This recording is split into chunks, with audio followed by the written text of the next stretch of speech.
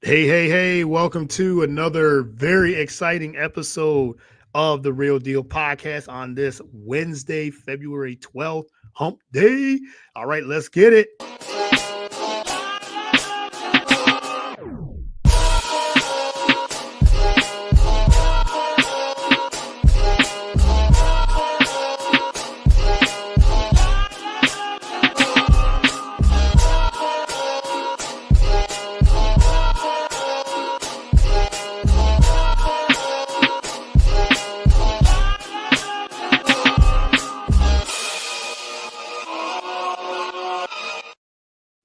All right, welcome to another great episode of the Real Deal podcast. I'm your host, as always, Courtney Harden. Glad to be back. Again, happy Wednesday, February 12th. Still celebrating the Philadelphia Eagles as Super Bowl champions. I'm like I said, I've been celebrating all week. They won on Sunday, dominating fashion against the Kansas City Chiefs. So I'm just looking forward to the parade celebrated on Sunday.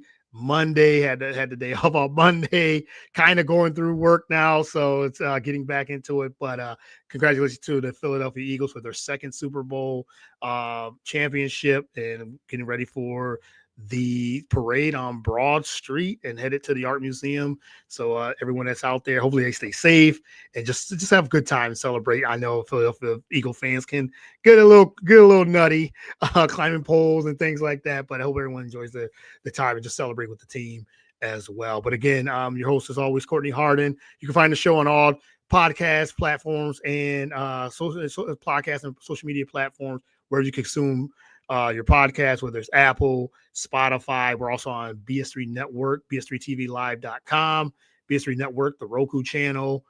There, you can follow the show at The Real Deal on Twitter, X, Facebook, TikTok, Instagram. So yeah, all the also the social media podcast, social media platforms as well. All right. Well, I'm not going to keep my guest much longer. I've met her at one of our good friends in the industry, writer, author, Mirren Fader. We're both good friends with her, and she was on her book tour here in Philadelphia. And the host was Jamie-Lee Josselyn, who is the Associate Director of Recruitment and Instructor, Creative Writing Program Director, Summer Workshop for Young Writers at the Kelly Writers House in the University of Pennsylvania. So she was the narrator, the host, and we just started talking. And like I said, we had a lot in common, and especially her sports narrative class, which I really was fascinated by. And she does tremendous work with hosting and like I said, as a teacher and director and all these things. So Jamie, welcome to the show. Really appreciate it. Thank you so much. Thanks for having me, and congrats to your Eagles. I noticed you were wearing your Eagles green, so Yes. you're celebrating. Yes, still celebrating. I said to my wife, I said, I'm wearing Eagles green and Eagles gear all week. So whatever it is, if it's just a green hoodie or Yeah, anything like that, we started it Sunday, and right. now we just continue to celebrate. So thank you. But thank you for coming on. Of Like I course. said, we were part of Mirren's book tour with the Hakeem Yeah, Olajuwon book. yeah. Which you did great. I mean, Oh, excellent thank you. time just narrating, hosting it, and really driving that. And that book tour it was tremendous. That was the first time I met Mirren um, in person, which I was glad that she came here to Philadelphia. Yeah, And I had told her, I said, I'm definitely coming to support. So, but I'm glad I met you there as well. So thanks for coming on. Really appreciate it. absolutely. Yeah, yeah. Well, let's get started. Let's start with an intro of. I always ask my guest, who is Jamie-Lee Josselyn? How'd you get into all the things you got? Like that the resume is expansive. And Right. how'd you get into like the writing and the teaching and Mhm. recruitment? So the Yeah. floor is yours. You start from there. Thank you. So I guess it's maybe starts when I came to Philadelphia in 2001 to go to college at Penn, and I grew up in. I was born in Massachusetts, and I grew up in New Hampshire, and then I came to Philly for college, and I've stayed. I've stayed in Philly and I've stayed at Penn actually since then. So Okay. when I was in college, I was an English major and I concentrated in creative writing. And I spent a lot of time at a place called the Kelly Writers House. And since then, I have basically refused to leave. um, so I've actually worked there since I graduated from college. I've worked there in a couple of capacities, and even like you were saying, now my job is kind of a list of bullet points. It sort of has a couple of different facets to Yeah. it. Um, but I guess relevant to what we're talking about, I have been able to teach in the creative writing program at Penn since 2010. And initially and that was right around the time I was doing a graduate degree in writing. Mm. And I had also been a teaching assistant in some other classes. So it was kind of ready time for me to go off on my own, teaching wise, at least. Still in the in the warm home of the Kelly Writers House in our creative writing program. But I started teaching mostly memoir and creative nonfiction Mm. classes then, because that was what my writing background was in. And as so for the first bunch of years that I taught, I was doing that. I was just teaching, like, not really focused on sports or any particular topic. Right. And it was somewhere around 2017, 2018 that my colleague who runs our creative writing program, her name's Julia, she said to me, if you ever want to teach something else, just let me know. Or if you want to kind of think about a new class, or, uh, just feel free. And so at the time I thought, like, well, what else would I possibly teach? And this is actually really relevant. You'll see in a minute. So then this thing occurred where the Eagles won the Super Bowl, right? In Okay. 2018. And I assume this is a safe space for me to say I'm actually a New England Patriots fan. Which I knew. Yes, I knew when we talked. Yes, I did. Yeah, I mean, yeah, you from Massachusetts, so why yeah, yeah, wouldn't it yeah. be? Yeah, right. So Right. it was what a time that was, right? Yes. In 2018. And so it happens, I'm a Patriots fan. Here I was living in Philly. Of course, the Patriots had been doing quite well, so I had Mhm. plenty to Oh, celebrate. plenty of success, Yeah, right. right. No boo-hooing from me, no, like, but, and I even at that time and still, I have, some friends based in Philly who are also Patriots fans, Okay. so I would go to their house every weekend and we would watch together. And there was even at that time a Patriots bar in Center City that I would go to. It was called Smith's. Unfortunately, the pandemic got the better of it. I don't know if it was the Mhm. pandemic or was it Tom Brady leaving the Patriots that Maybe both. yeah, made the bar Maybe. close. Yeah. But anyway, so I had my little contingent. And my partner, his name is Aaron, he's an Eagles fan. So for that Yeah. Super Bowl, we actually watched in separate locations, because that was the best way to keep the peace in our household. Right. Um, so anyway, all of that happened. Of course, the Eagles won.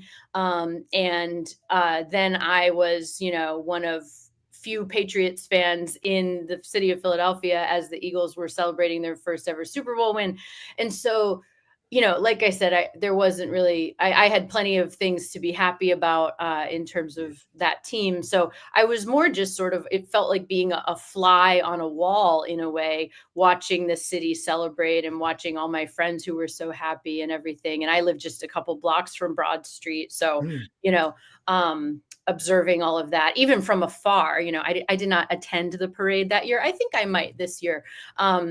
But, so the storyteller in me, the writer in me, first of all, I had already written a piece about being a behind enemy lines type of fan here Right, in right. Philly.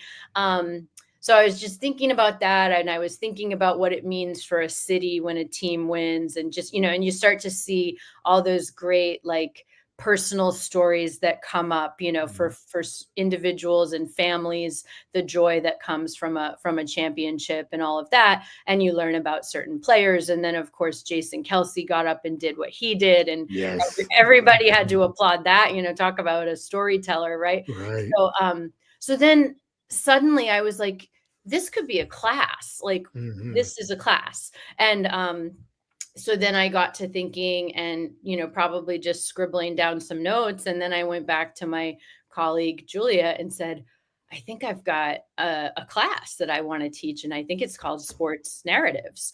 And so that started in the fall of 2018. And it's been going since then. Every fall I've been able to teach it. I love it. And when we were talking during the book tour, and you talked about a class, you talk about that class, as you said, teaching sports narratives, and I was saying to myself, man, this would be a class I would have Yeah. loved. I would have, and I Yeah. know you invited me to come and just sit, and Yeah. I'm still going to take you up on that. I'm Yes, please. definitely going to come through and just sit there and just kind of just because I've been far removed from college, but Yeah. but it's still those are the type of classes that I had would have, if I found that, I would have loved something like that. Take journalism and Yeah. those things, which is great too. I mean, you have to do that in writing, and I took some media courses as well.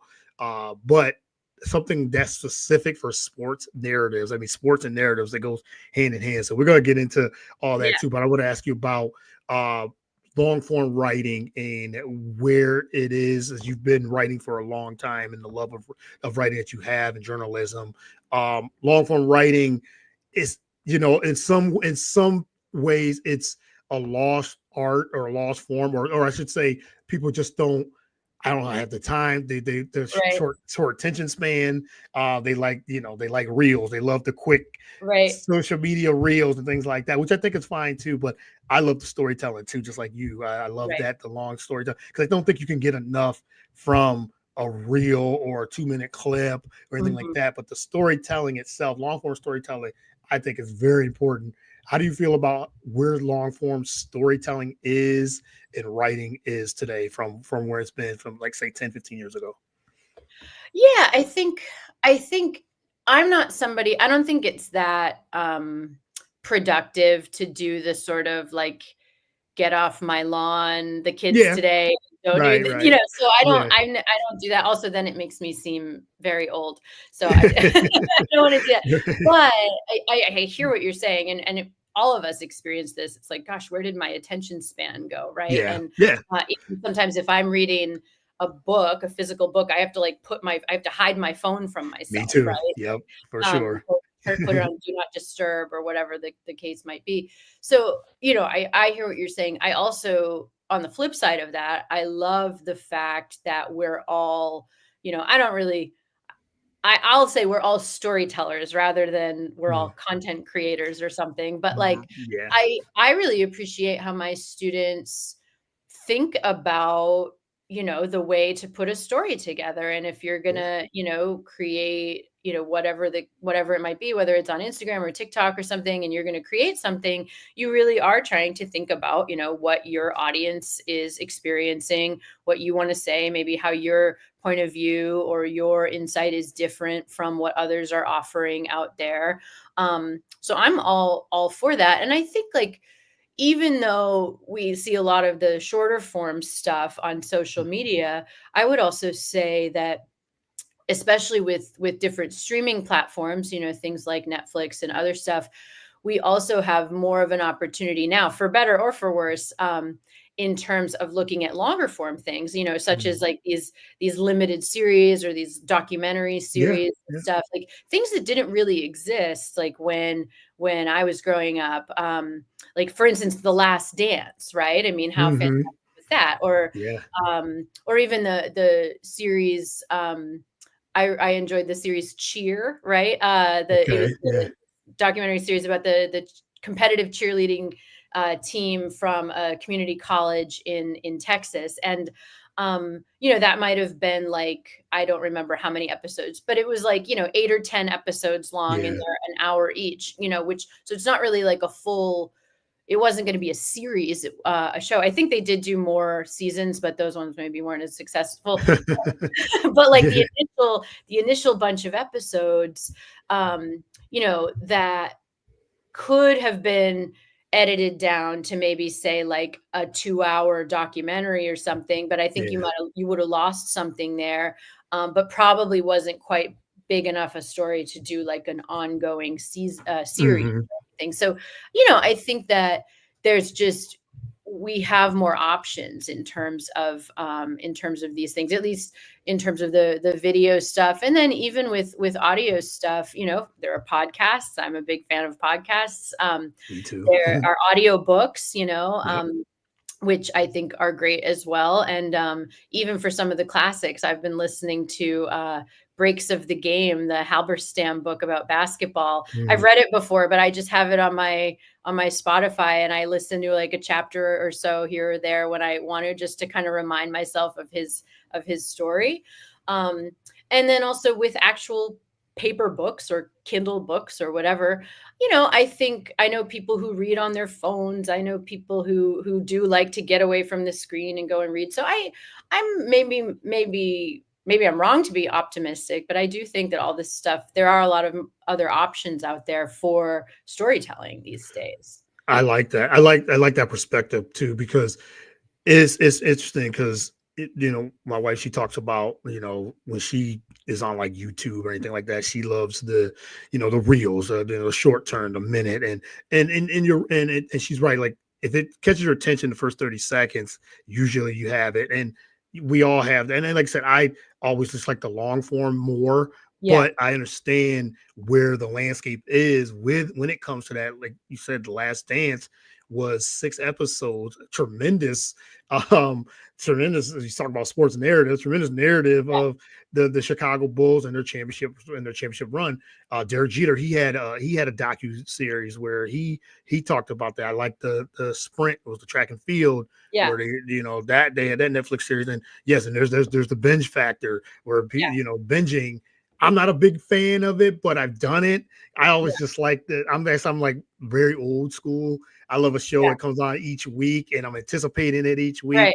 Well, and Uh, isn't that what they did with The Last Dance? They they released released it early, and it weekly was also during it happened to during be the this. pandemic. Yeah, Yeah. so we were Mhm. all like, "Oh, good. One thing is gonna happen today, and I can Yes. Yeah. watch The The Last Dance." Yeah. Last Dance on a Tuesday or Wednesday, Right, whenever it right, came on. right. So I love that. But others, like I said, if it's a 8 episode series, yes, you can watch. You can, if you're a binger, you can really go Right, through that in a day, 2 days, yeah, and sometimes that's all it is. It's just a one right, season of 8 episodes. So, like you right. said, short term, long term, it's all about adjusting. It's all about Yeah, really embracing it. And I do embrace it slowly, but I do embrace it. But I love reels too. I love the short term things, but I love physical copies of yeah. books.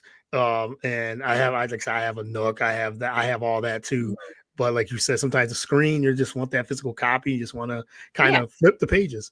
totally, totally. Although speaking of the limited series, or the docu-series, I just saw this morning, there's gonna be one in, and I knew this was coming, but they just dropped the trailer for it this morning, and I felt like I could run through a wall. There's one about the Boston Celtics coming out Oh, okay. Yes, in yes, early March, I think March 3rd, 3-3, like Larry Bird.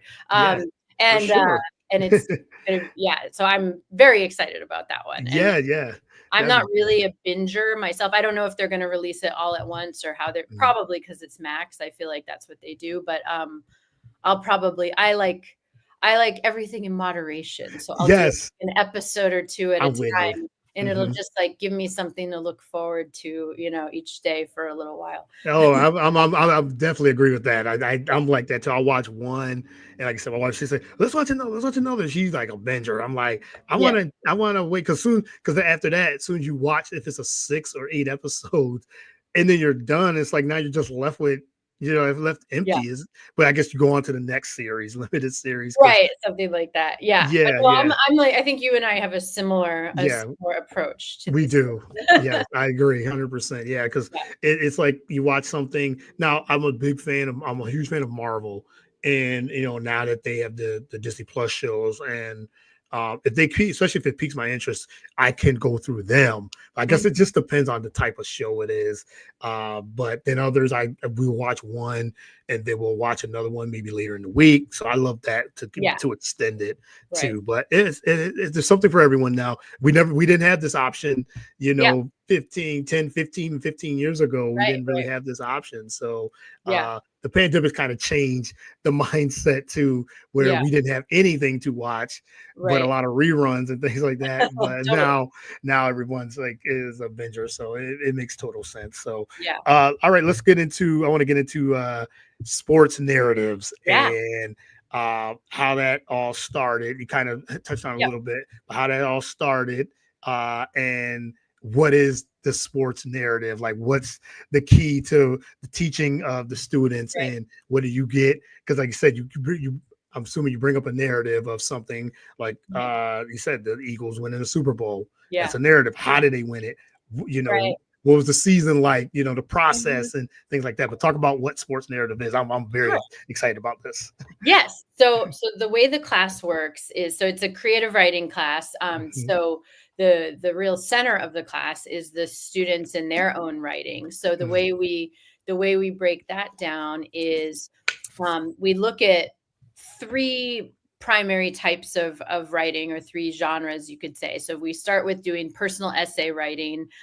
So students are writing about, themselves as athletes. They're writing about themselves as fans. Right. um, so just something to do. Or even some students write about, I often have like one or two students in the class who aren't really athletes or fans, but who just kind of ended up in the class for whatever reason.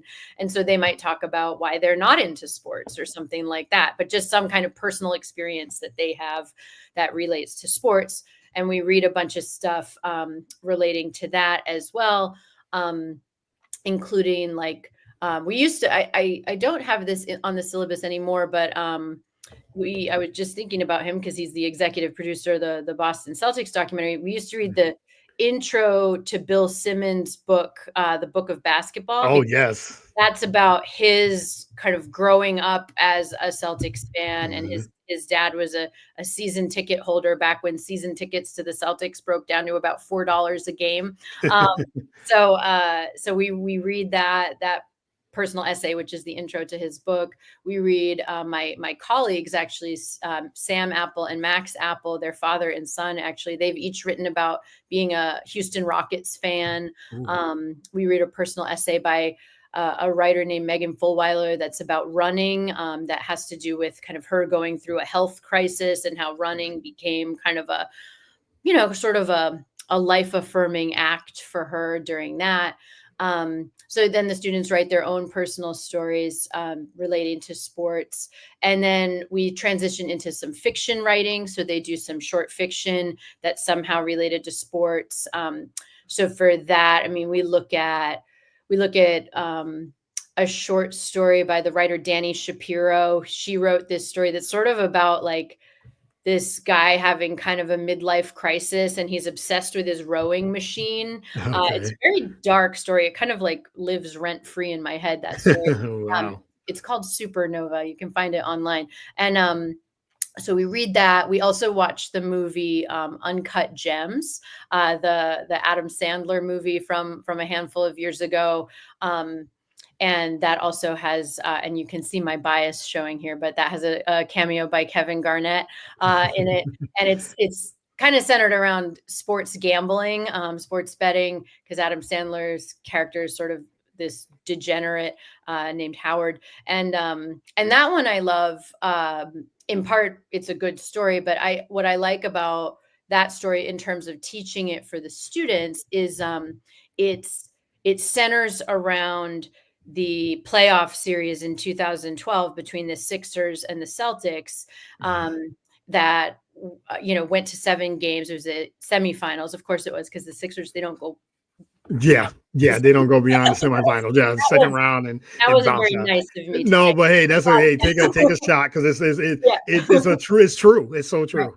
No, but what I like about that story is, it takes a series that existed in the world, right? Like a real Mhm. life series, and then it creates a fictional story around it with Adam Sandler's character, and with Kevin Garnett going and getting this Yeah, gem from Adam Sandler's jewelry shop in New York City. So it basically fictionalizes a real life sports event. And I've had students kind of do their own versions of that with sporting events that have yeah. actually taken place, and that's really fun. So that's the fiction part of it. And then sometimes students just go, they the ones with great imaginations just go way off on their own. And Yeah. one of my students from last semester, Jules, she's she describes herself as not really a sports person, but she invented a sport called badge ball, which Okay. involves actual badgers playing this sport called badge ball. And she created a whole world around it. It's sort of like the Fantastic Mr. Fox meets a sports story or something. And Okay.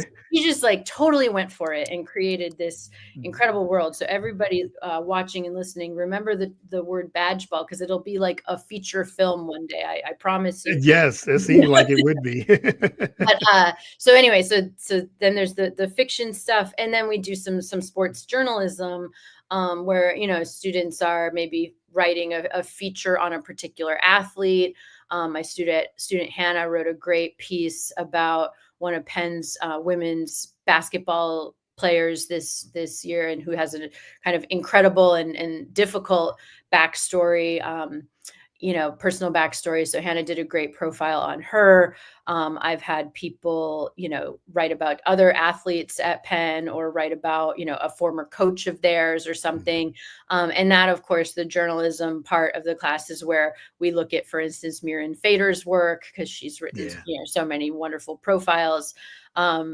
And, we also, in addition to just, profiles of individual athletes, at that point in the class, we also look at some general topics. So we'll look at journalism around particular topics in sports, such as like sport athletes and mental health. Mhm. So we actually read the basketball player Kevin Love wrote a really powerful piece for the Players Tribune a bunch of years ago about his mental health Yep. struggle. So that goes back to like the personal essay idea of writing about sports. But then we also look at the writer Jackie McMullen. She had a great Mhm. like 5 Yeah. or 6 part series on ESPN a handful of years ago that was about athletes and mental health. That was about NBA athletes and mental health. And there was even one part of it that was about the refs and their mental health, which is Yeah. not a thing we usually think about. We usually think Right. of other things when we think about the refs, right?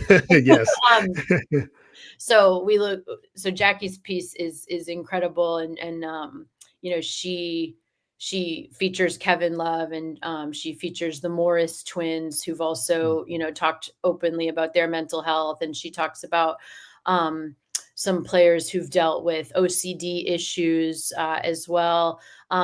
So that's a great piece. We also, of course, look at, and this was very relevant when I started teaching the class in 2018, we look at Colin Kaepernick and his story. Yeah. Um, and then now when we talk about that, we talk about how the view of Colin Kaepernick and his story and his protest has really shifted in the last, however many Yes. years, right? Like, Right. so we look at what went on in the year 2020, especially as it related to the NBA and the different, kind of player-led activist things going on. Yeah. So we've looked at a lot of that stuff. We look at a great piece about Ahmaud Arbery, the man who basically was murdered by Yeah. Yep. people for going on a run because he was Black and he was in a white neighborhood, and people Yep. decided it was that they were gonna murder him. So we look at a really wonderful piece that actually won a Pulitzer Prize about that event, that was written by Mitchell S. Jackson. Um, so so we get pretty deep with Yeah. stuff, but then it also leads to great conversations. And Mhm. um, some of the conversations are, I would think, about things that my students have maybe been thinking about on their own, or maybe never thought quite as much about. An interesting thing about teaching both, I would say, college students and also high school students is, for instance, now in 2024 and 2025, teaching about Colin Kaepernick, the students were really kind of too young when all of that happened to really Yeah. be thinking consciously about it. So they maybe kind of missed it a little bit, or they only knew about it what they heard, their dad say about it, Mhm. whatever Yep. that might have been, for better or for worse. And So they get to kind of, so it's a little bit of a history lesson in a way, Yeah, yeah. to go into that stuff. But then we also, whatever's going on in real time with the class, we follow as well. So and I know this has come up on this podcast before. We were following the story of the Sixers trying to build an arena in Yes. Center City, here in Philadelphia. We were following the coverage of that. We were following, the different activist movements around that. I was asking the students what they've thought about that, and a couple years ago, we were following, when Brittany Griner was Mhm. imprisoned in Russia, we were following all of that, and we were following the coverage of that and everything. So, and then of course we talk about our fantasy football teams and Yes. how the Patriots used to be good and now they're not good. And we talk, we do all the stuff, and I make fun of the Sixers or whatever I do. Yes, yes. But yeah, so and it's a 15-person class. So we sit around a long table, and, we have a good time in the middle of all these, cool conversations. Yeah, I love it. And it's like you said, it's like a round table Mhm. of conversation, discussions, um, the narratives. Because like I said, with anything with narrative, mostly every sports story has a narrative. Yeah. It has something behind. Like, okay, what you say, take for instance the Sixers and the stadium Mhm. story. Just in case anybody know, recap the stadium. They were going to build a new stadium it's here in Center City.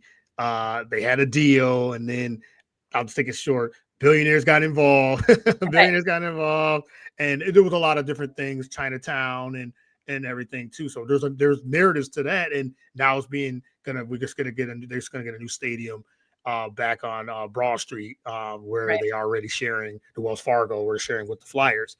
Yes. So that whole thing was it's like that was a huge story, and I'm sure we all have opinions what we think happened, what really did happen. We don't really know, but I was saying there's more to this story. There's Right. always more to this story because they just shifted all the resources, all the money that they got, they involved with it, and actually having a deal, and then it shifts within after the deal within less than a month, and Right. now they're back. So yeah, but I really enjoy that because you said you take a lot of different perspective, a lot of different stories, and there's always opinions or you said it's creative writing. So your creativity can go way far. It could go even left field. But I like the fact that you're able to make a fiction story Yeah. and from there and just being able to make your own sport like like Right. one student did and so when students graduate and you see them how their growth, how does that make you feel when you see something like maybe they get into you said journalism or Right. media and everything that how does that make you feel when you see your Oh, it's students go beyond sports narratives and then they transition into something even bigger? it's great. I'm fortunate. I stay in touch with a lot of my students That's good. from over the years. Even if I'm just seeing social media posts. Like actually, one of my former students from the class, Maggie, she works for the NFL now, and she works in Mm, broadcasting. So she was posting, some stuff on her Instagram about covering, about broadcasting and covering and right. producing the Super Bowl, right? So she's out there doing the thing, and so that's always really exciting. And I have other students from the class who have worked also for the NFL or for the Major League Baseball or in sports Yeah. analytics. My student Cole is a great writer, but also a numbers genius and a stats genius. So he does a lot of analytics stuff, and he comes back to class and we'll talk about his career every year when we do the class. So that's great. And then I also have a few who've gone into sports, like as players. My Yeah. student Jackson was drafted by the White Sox this Okay. year, so I guess I'm a White Sox fan now. Yes. um, Right. and another student of mine from way back when I first started teaching the class, Sean, he also played some professional baseball. Um, and so that's, it's very exciting. And then I also think um, something we talk about a lot at Penn is, we have plenty of students who go into journalism, who go into the film world, who go into other aspects of writing, whether it's publishing or things like that. Um, or who go into teaching, or other kinds of stuff that could be relating to writing. Even those who don't go into those fields, just writing is everywhere. First of all, Yeah, storytelling is everywhere. for sure. Communications, it's all part of it. So I hope to think, I haven't been in touch with, for instance, Jackson, who's on the White Sox now, but I hope to think he can approach his time as a professional athlete with a certain humanity that he might not have. We also in class have read Doug Glanville, who was a professional baseball player, actually, Yeah, and he's a Penn alum, but he's also a writer and a broadcaster himself. So, maybe people can just think about storytelling or telling their own stories or whatever, just a little more clearly, having had a classroom experience like ours. On top of their other studies at Penn. And that's part of what I love about the class is just the environment of it, the fact that we all know each other pretty well, the fact that hmm it's not about me, it's about the students getting to know one another and collaborate and give each other feedback on their stuff. And I don't know that that's always going on in every other classroom, right? So right. I think just to kind of create that closeness, and that can happen in any classroom, and frankly not even in just a small classroom. If you have the right teacher, you can create that even in big classrooms. But I Yeah, have an advantage, first of all, to have a small classroom, and then also to have with for instance something like sports at the center. You kind of know, with few exceptions, like my badge ball student, yeah, she was yeah. buddies with a lot of the other people because she's also a journalist, even though she's not a sports journalist. But Mhm. you still, everybody comes in, and on the first day we go around and everybody says what their approach to sports is, or what their background is and what their rooting interests are. So we already have, okay, here are our Eagles fans. Okay, this Yeah, people like right. New York teams. Okay, does anybody else like this team or that team, or who likes college football and stuff? So we already have this really like personal kind of connection, that really sustains us, I would say, throughout the semester, which also helps when maybe when somebody brings, say a personal essay that's about a topic that's really hard, or we Mhm. disagree on some of the more political stories or something. Right. You have that base, just like in any community, um, Mhm. that you can kind of build off of. And it's not like we agree on every single thing, but Right. there's like a connection and a level of respect there that I think works really well. I love that, and you're right. You're not going to always agree. You said you're a Patriots fan. I'm an Eagles fan, so there's right there's Yeah. a disagreement, But but we it's both wanted the Chiefs to yeah, we lose. built for sure. For sure. We agree on that. Yes, we definitely agree on that. I love, but like I told you before, I think it's a much needed class just for students, journalism, sports journalism, writing. I think it's very important. I was like, yes, I would love that. So I am going to come the Please, when they yes, enter this. open invitation. Just pop. Thank you. I appreciate that. I'm gonna pop in and just sit there and listen. So, all right, Yeah. just got a couple more before I let you go. I wanted to Yeah. ask you about. We got to talk the Super Bowl, Yes. Eagles and Chiefs. Yes. What would you say was the narrative? The main narrative. I'm gonna use your sports narrative. What was the main narrative of this game to you? Yeah. If you had to write about it, what would you say was the narrative for the end result of this game, or even leading into this game? Well, I mean, I would think in a way what you might say is, if anybody, and I don't mean any disrespect at all to anybody, I'm sure there are some diehard Eagles fans out there who would disagree with me, but I think if anybody had said the game would go the way it went, where it was Mm, just completely dominant performance by yeah. by the Eagles in all respects, everybody would say, "I'm sorry, ma'am, have you ever seen Patrick Mahomes play Yeah, football?" right, Right? right. Like, Yeah, no, it's so, true. it was just, we were kinda, everybody was thinking, and I think I am not a sports betting person, because I feel like the second I start doing that, like, I'll have to get Yeah. rid of this house or something. Yes. Um, but I don't do that, but I my understanding was that like the betting lines was that it was very gonna, the Chiefs Yeah, were it slightly kept favored moving. by like Yep. a point and a half or something. Yeah, it moved. It was up to 2 at one point. It started Right, at 2, then it went down a point, then it went up to 1.5, and I right, think it ended at 1, I believe. So okay, basically even, you might as right. well So say. it was, Yeah. so that's a narrative, right? Yeah, yeah, for sure. So, Yes. but yeah, so it was, and you would hear different people go back and forth. And my guy Bill Simmons was saying I was going to bet on the Eagles, but then he has this whole playoff manifesto thing that he looks at, and he Yeah. ended up betting on the Chiefs. Sucks to be him. Uh, Yeah. and, Stuck with his first yeah, initial thought on that. Yeah. he's. Yeah. I think he's got plenty of money, so he'll be all right. But Yeah, he'll be okay. but Yeah. so I think it was just, but then of course, the Chiefs were trying to three-peat, and Yeah. not to like, this is a place where it's really not all that appropriate to insert my own sports narratives here, Mhm. or sports narrative here, but like all the Patriots fans, right? Like didn't want Mahomes to Right, to do it. Yeah. three-peat. Then people are gonna, that's something that Tom Brady was never able to do, the Patriots were never able to do. So if suddenly Patrick Mahomes is a three-peat, then what does that mean for us, and Yeah. our pride and Brady's legacy? And I was at the party I was at. We were of course all watching. It was all Eagles fans, and we were like a half a block away from Broad Street. But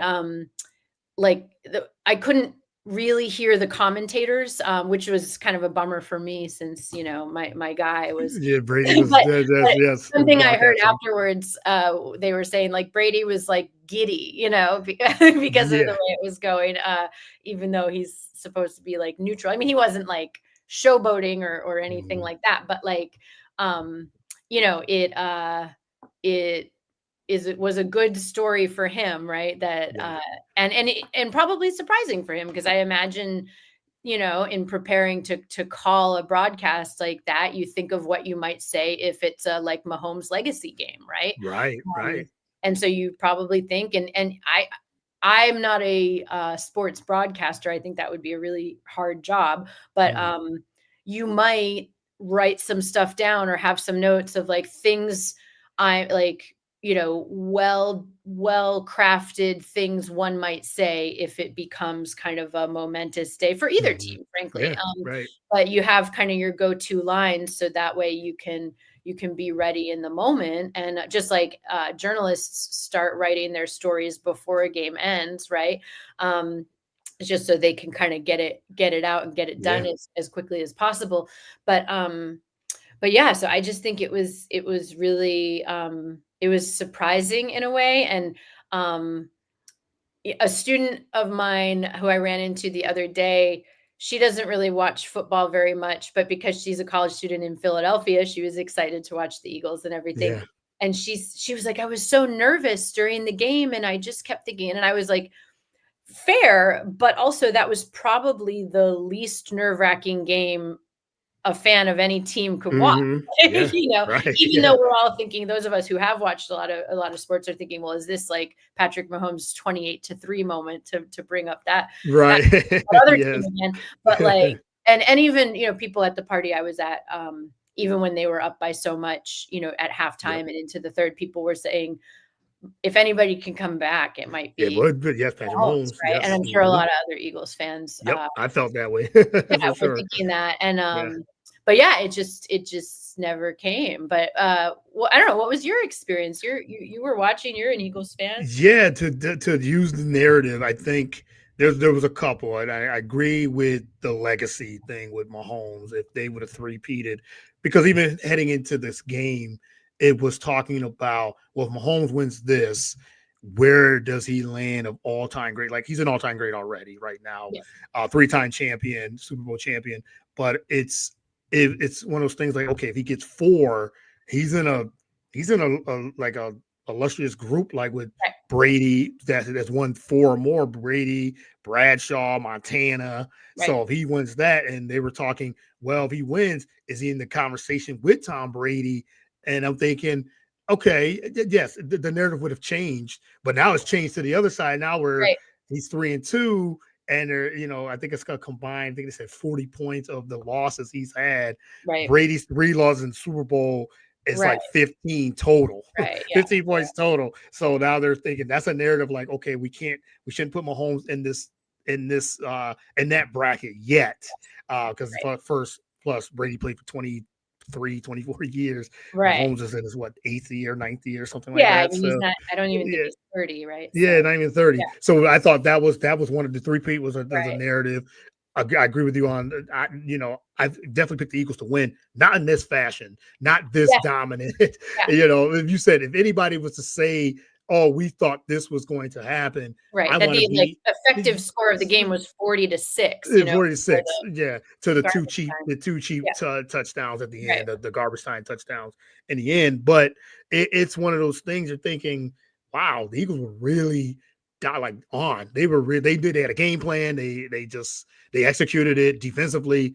They just they didn't blitz. They kept the front Right. four, and they Yep. pressured Mahomes. It reminded me a few years back with Tampa Bay. Tom Brady, Tampa Hmm. Bay beat them, and it was the same formula. You keep Mahomes contained, you have a good chance. And I think the last narrative, like you said, even though they were up 24-0 at halftime, they got the ball. They got the ball in the first half, in the second half first. And Kansas was like, if they score here comes momentum. Here Yeah. comes the 123 type of thing.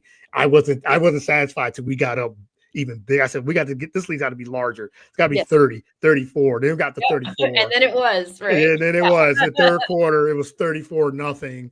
And I Yeah. said, okay, I guess we can kind of sit back and still, you still feel nervous. So those are my big, if I was to pick a narrative, those would be and I think the last one would be the Jalen Hurts narrative of Totally. the year he proved time and time he's a winner. And when his back is against the wall, he produces in the biggest stage. He Yeah. produces, and he won MVP. And I was excited for him because I think to me with Jalen Hurts, I think we forgot how good he really is. In 2022, he outplayed Mahomes in the Super Bowl. It's for the Right. last 2 minutes. He didn't get the ball back, and it was Right. Patrick Mahomes. They Right. got on a penalty and won. Yeah. But he had a great year then, and there was just so many negative things that I think was uncalled for. And I think he just the thing I really like about him, he said he keeps the main thing the main thing. It's all about winning, Yeah. and he went out there and he produced, and Yeah. he's an MVP Super Bowl champion.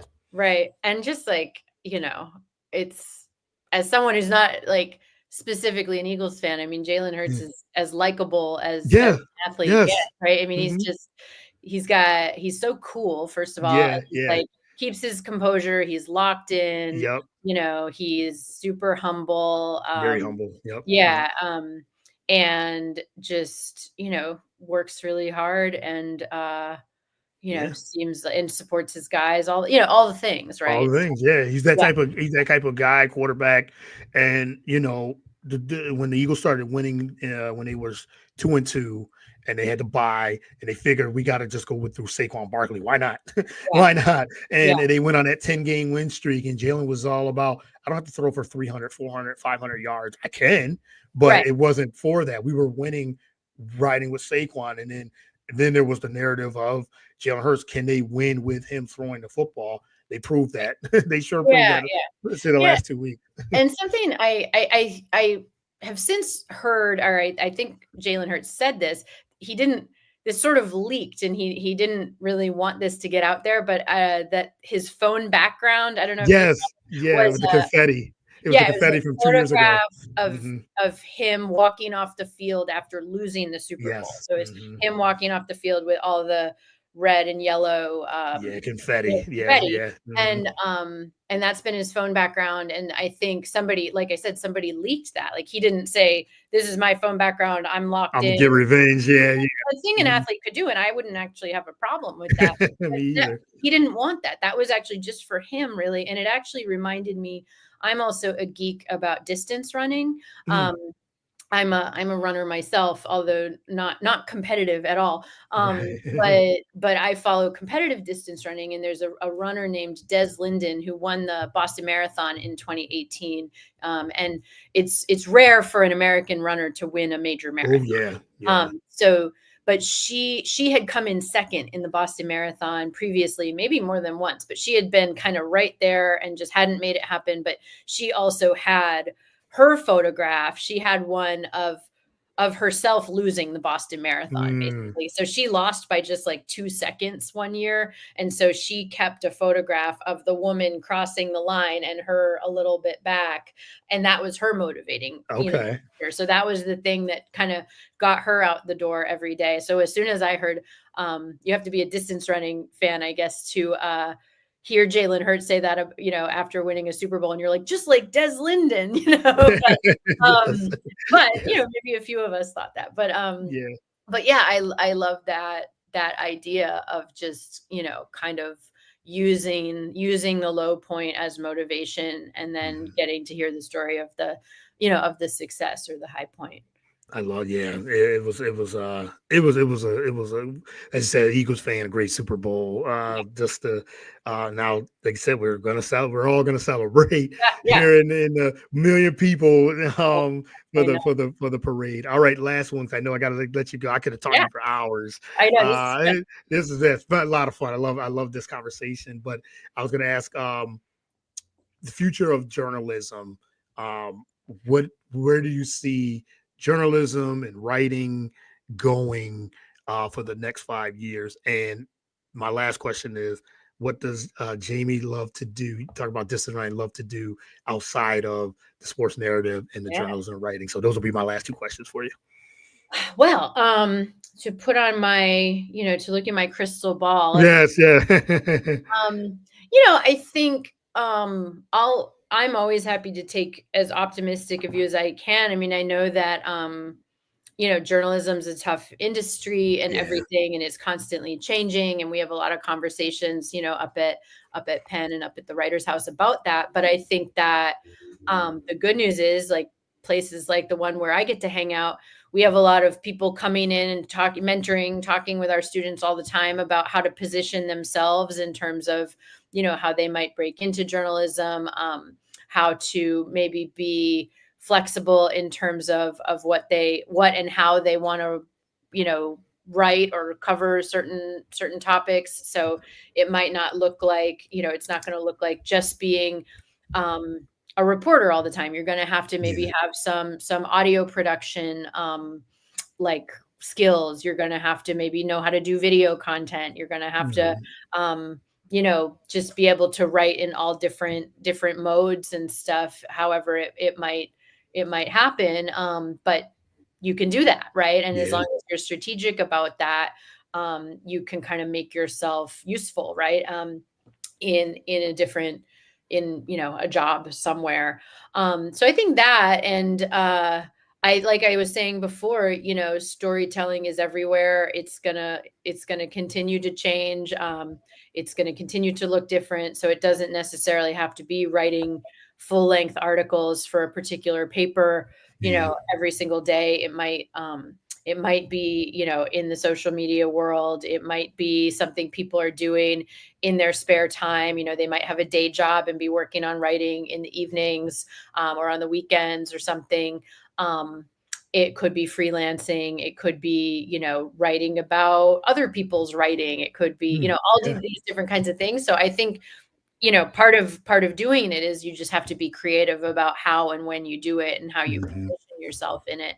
Um, and, then as for me, your very last question, yeah, like I said, I'm a runner. So the thing I do to clear my head, is just, get out and run a few miles, and sometimes more than a few miles. Um, but that's kind of my way to spend time outside. Um, it's my way to be away from a screen, for instance. Yeah. It's Mhm. it's a way when I travel. It's a way to explore new places and just get to know wherever I am and stuff. And even though I also procrastinate going on my runs, as many runners do, it's like I haven't gone on my run yet today, but I'm going to. So before it gets dark. Yeah. But but yeah, like, I think that's a big part of who I am and what I do. And then, um, I'm one of the people, at least right now, I'm enjoying my regular season basketball, my league pass. Oh, for sure. Yeah, that's good for Yes. me. So, that's good. I have a dog. He's a good boy. So Mm, I'm a big dog person. right. So I'm often, hanging out with him and, exploring the city and all of its smells for the dog's sake. Uh, Yes. and Yes. and we live in South Philly, so we live near Pat's and Gino's, so that's like his favorite place to Okay. walk Yeah. Yeah. because he can smell all the cheesesteaks all the time. Yes. But Cheesesteaks galore yes, everywhere. exactly. Yeah. But yeah, and then, just being in touch with all my people, all my buddies and stuff. Yeah. Okay, all right. South Philly. Yes, we lived in South Philly when we moved here in 2013, and for the first 8 years we were in South Philly, Okay. and near the stadiums, as you said, we were like Okay. 10 Yeah. minutes away, Yeah. um, right there, and by Broad Street, so we were very close. And now we live in West Philly, Yep. so about 20 minutes away or so. So Yeah. it's not too bad. Yeah. So, but yeah, this has been so much fun. Really enjoyed this. I knew I would. When we connected, I, like I said, just had to find the time. I was wanted to find the time to have you on. And so again, I thank you. Can't thank you enough for doing this. I really enjoyed the conversation. Thank you again, and Of let course. everyone know they can actually follow you on social media. They want to reach out for Yeah. advice or Sure. anything, or even like you said, I think I saw an article that you did maybe a couple years ago.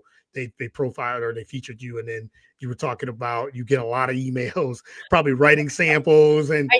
things Yeah. like that. You get a lot of things that are people may ask for advice or maybe want to get into the Yeah. class or Right. a Right. Right. pen, anything like that. Yeah. So, but everyone Well, know where they can find you on yes. Well, all those platforms. people can find me. I'm on Instagram, JL Josselyn. So JLJOSSELYN. That's where I am on Instagram. I think it's the same thing. I'm on Blue Sky now, although I haven't like really made it I gotta get happen on yet. that. I I'm on definitely the thing I'm on the bad thing that we're not supposed to use anymore.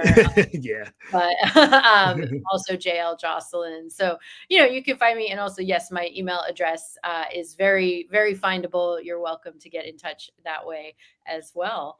And this has been great. And I will be thinking of you. I'm sure I won't see you on Friday at the parade because a couple other people are going to be there. Yes, But just I a will couple, be right? thinking of you. And I hope you have a great time celebrating on Friday. Yes, yes, yeah. Like you said, probably won't see you either way. There's so, like I said, just a few people are gonna be here. Yeah. And well, we're trying to we're gonna go back to South Philly where we used to live, park our car, Oh, and cool. somewhere along Yeah. Broad Street, probably Oregon and Broad or whatever Yeah. that's where we used to live. So Okay. somewhere around there, we're gonna try to get to the same spot we were in 2018. Oh, fun. Yeah. So we'll see how that goes. I know people are going to be out there probably 4, 5, 6 in the morning, Yes. near the stadiums or by Yeah. the art museum. But we're going to just get on Yeah. Broad and see them come by and take some video, wave, Yeah. You're gonna. enjoy some of the fans, and come back home. So Yeah. that's Great. it, and then watch the rest of it at home. Right. So, Yeah. That yeah, makes sense. That makes yeah. sense. So, Yes.